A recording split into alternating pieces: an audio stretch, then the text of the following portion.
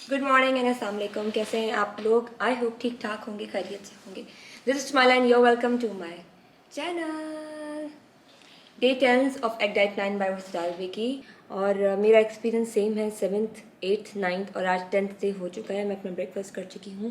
Breakfast आपको पता है 3 boiled eggs and green tea, वो मैं कर चुकी हूँ। और बस उसके बाद लंच करूँगी, स्नैक करूँगी और डिनर करूँगी and the day will be over इंशाल्लाह। कल मैंने आपके साथ शेयर किया था the easiest method of a workout, जो कि ब्रिस्क वॉकिंग है। और उसका मैंने आपको कुछ कोशिश की थी कि मैं आपको समझाऊं कि इफ़ेक्टिव वर्कआउट, इफ़ेक्टिवली आप ब्रिस्क वॉक किस तरीके से कर सकते हैं to contribute to your weight loss, और ज़ायरस के हेल्थ बेनिफिट्स भी हैं। एक्सरसाइज किसी भी टाइप की हो, अगर वो आपके लिए सेफ़ हो तो उसके हेल्थ बेनिफिट्स बहुत ज़्यादा होते हैं। और अब इनफैक्ट लाइफ चेंजिंग हो जाती हैं कुछ एक्सरसाइज तो, क्योंकि जो लोग वर्कआउट ज़्यादा नहीं करते हैं और वो थोड़े से लेज़ी होते हैं, तो जब वो थोड़ा सा एक्टिव होते हैं, वर्कआउट करना स्टार्ट करते हैं, फिज़िकली जब वो टायर्ड होते हैं, तो मुझे लगता है कि लाइफ में बहुत सारी ऐसी चेंजेस आ जाती हैं जिसमें मज़ा भी आ रहा होता है, आप थक भी रहे होते हैं। एनीवे, मैं आपके साथ आज कुछ ऐसे इक्विपमेंट शेयर करना चाहती हूँ जो आपके इंडोर वर्कआउट्स को ना सिर्फ ईजी बनाते हैं बल्कि बहुत इफेक्टिव भी कर देते हैं।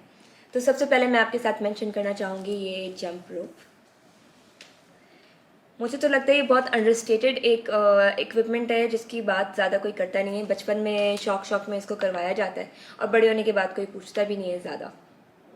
तो ये जो जंप रोप है, ये इजीली आप कहीं भी कैरी भी कर सकते हैं। आप इंडोर कार्डियो बेस्ट है ये, इसको किलर वर्कआउट कहते हैं, किलर कार्डियो वर्कआउट। सो ये मार्केट में इजीली अवेलेबल है। और इसकी जो रोप है, इसके डिफरेंट साइजेस होते हैं, इसकी डिफरेंट थिकनेस होती है, तो वो आपने खुद चूज़ करनी है आपकी हाइट के हिसाब से आपको कौन सा सूटेबल रहेगा।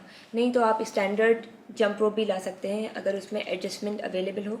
जैसे मेरी जो ये रोप है, इसमें एडजस्टमेंट अवेलेबल है, आप इसको एडजस्ट कर सकते हैं, निकाल के कट कर सकते हैं, टाई कर सकते हैं नॉट, और आप अपनी हाइट के हिसाब से इसको एडजस्ट कर सकते हैं।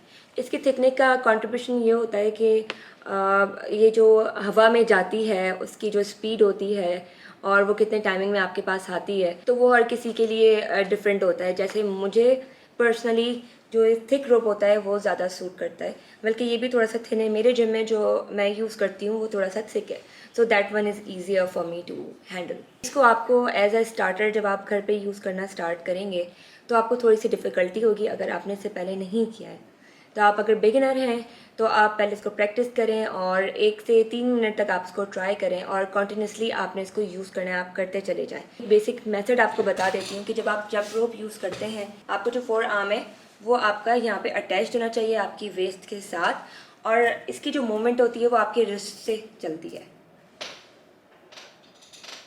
और इसकी जो मूवमेंट होती है वो आपकी रिस्ट पे बेस्ड होती है। मतलब आपको यूँ करके कंट्रोल करना होता है, और अगर आपने एक्सटेंड करना है रोप को तो आप इस तरह करते हैं, और अगर शॉर्टन करना है तो आप इस तरीके से करते हैं। तो आपकी जो जंप रोप होती है, फॉर एग्जांपल, वो यूँ चलती है, आप खड़े होके, और टिप टो आप यूज़ करते हैं। सबसे ज़्यादा इंपॉर्टेंट बात ये है कि आपको अपनी फिंगर्स यूज़ करना होती है, पूरा का पूरा जंप नहीं करना होता। Don't jump too high, you just have to jump high enough to be able to skip the rope, that's it.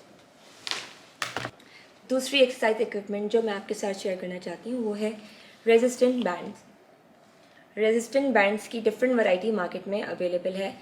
Loop form में भी अवेलेबल हैं, आप उसको बैंड के फॉर्म में, क्या आप इसको इस तरह से यूज़ कर सकते हैं, या फिर हैंडल्स के साथ अवेलेबल है। आप इसको डोर में टाई कर सकते हैं या डोर हैंडल्स में लगा सकते हैं, या फिर आप उसको, जैसे मेरी जो एलिप्टिकल मशीन है यही रखी हुई, इसीलिए मैं यूँ कर रही हूँ, जैसे मेरी जो एलिप्टिकल मशीन है मैं उसके साथ लगा के इसको यूज़ कर लेती हूँ। तो आप उसको यूज़ करते हुए अपने घर पे बाइसेप कर्ल्स कर सकते हैं, बेंट ओवर रो आप कर सकते हैं। बेंट ओवर रो मतलब अपने पाँव में लगाकर आप इसको इस तरीके से यूज़ कर सकते हैं, या फिर चेस्ट फ्लाई कर सकते हैं, और चेस्ट प्रेस या फिर ग्लूट किक बैक्स वगैरह आप कर सकते हैं। मैं आपको जो ये नाम दे रही हूँ मैं यहाँ पे मेंशन कर देती हूँ इन एक्सरसाइज के नेम्स, आप प्लीज़ इसको जाके सर्च करें।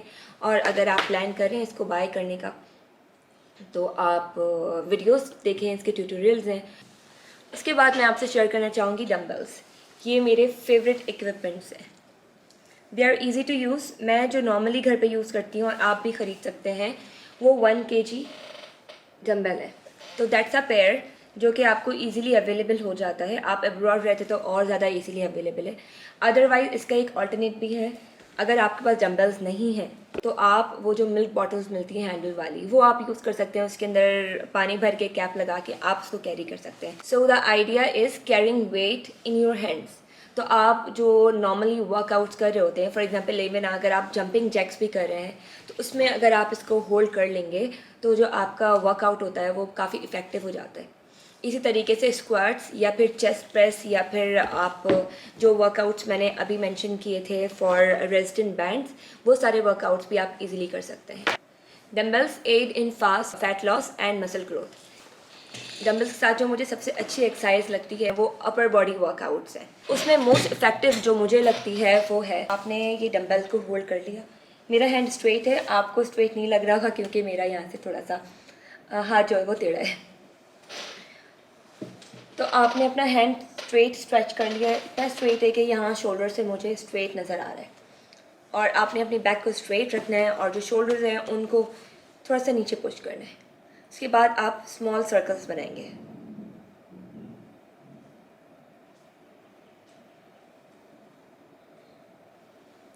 इसको आप पहले 30 सेकेंड्स तक करें, फिर 10 सेकेंड्स का ब्रेक दें। उसके बाद अगेन आप 30 सेकेंड्स तक करें, फिर 10 सेकेंड्स का ब्रेक देकर आप दोबारा 30 सेकेंड्स तक करेंगे। इस तरीके से ये पूरा एक एक्सरसाइज का सेट होगा जो आपने करना है। आप कोशिश करें कि इसको डेली नहीं भी करें अगर आप स्टार्टर हैं तो। और वैसे भी जो भी आपके जो मसल ग्रुप्स होते हैं आपको उसका ख्याल रखना होता है।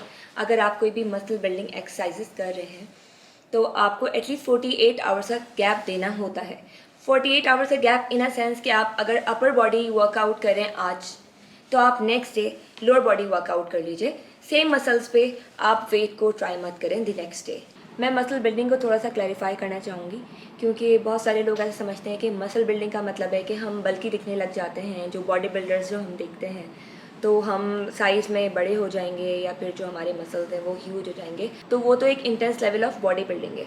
पर नॉर्मली हमारी बॉडी में मसल्स बहुत ज़्यादा इंपॉर्टेंट है। मसल मास फैट से ज़्यादा होना चाहिए। मसल्स के बहुत सारे फ़वाइद हैं।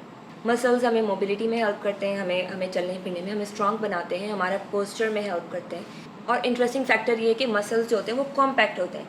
फॉर एग्जांपल अगर 1 kg फैट इतना है तो आपका 1 kg जो मसल होगा वो इतना होगा, तो इतना डिफरेंस होगा। इसी वजह से अगर आपके वेइंग स्केल पे डिफरेंस नहीं आता है, आपको लगता है कि आपका जो वेट है वो ड्रॉप नहीं हो रहा है मगर आपके इंचेस ड्रॉप हो रहे हैं, तो it's a good news for you क्योंकि आपका जो मसल मास है वो फॉर्म हो रहा है और आपका जो फैट कंटेंट है वो कम है। मेरे पास तो ये 2 पेयर ऑफ डंबल्स मौजूद है। ये 1 kg का है और ये जो है वो 2.5 kg है। वैसे 2.5 kg इसको कैरी करना मेरे लिए टायरिंग हो जाता, थोड़ा सा इग्नोर हो रहे हैं मुझसे। अब मैं आपको simplest and the most inexpensive gym equipment दिखाना चाहती हूँ। That is tada, exercise mat या योगा मैट, आप इसको जो भी बोलते हैं। इसकी मौजूदगी में आपके बहुत सारे इंडोर वर्कआउट्स जो होते हैं वो रिलेटिवली कंफर्टेबल हो जाते हैं। जैसे लंजेस हैं, आपके पुशअप्स हैं या फिर आप प्लैंक्स करते हैं, तो वो सारी चीज़ें इसकी मौजूदगी में ईजी हो जाते हैं। एक तो ये सॉफ्ट होता है तो आपकी बॉडी पे लगता नहीं है, और दूसरी बात ये कि ये ग्रिप करता है आपके स्टेप्स को, आप गिरते नहीं हैं। अगर आपके पास ऑलरेडी नहीं है और बाय करने का प्लान करते हैं तो मैं आपको इस पर 1-2 टिप्स देना चाहूँगी। इसकी जो विड्थ और लेंथ है वो बहुत इंपॉर्टेंट है। अगर आप थोड़ा सा पतला लेते हैं जिसकी विड्थ ज़्यादा नहीं है और शॉर्ट लेते हैं, कभी कभी ऐसा होता है कि आपको वो छोटा पड़ जाता है तो वो इतना कंफर्टेबल नहीं रहता।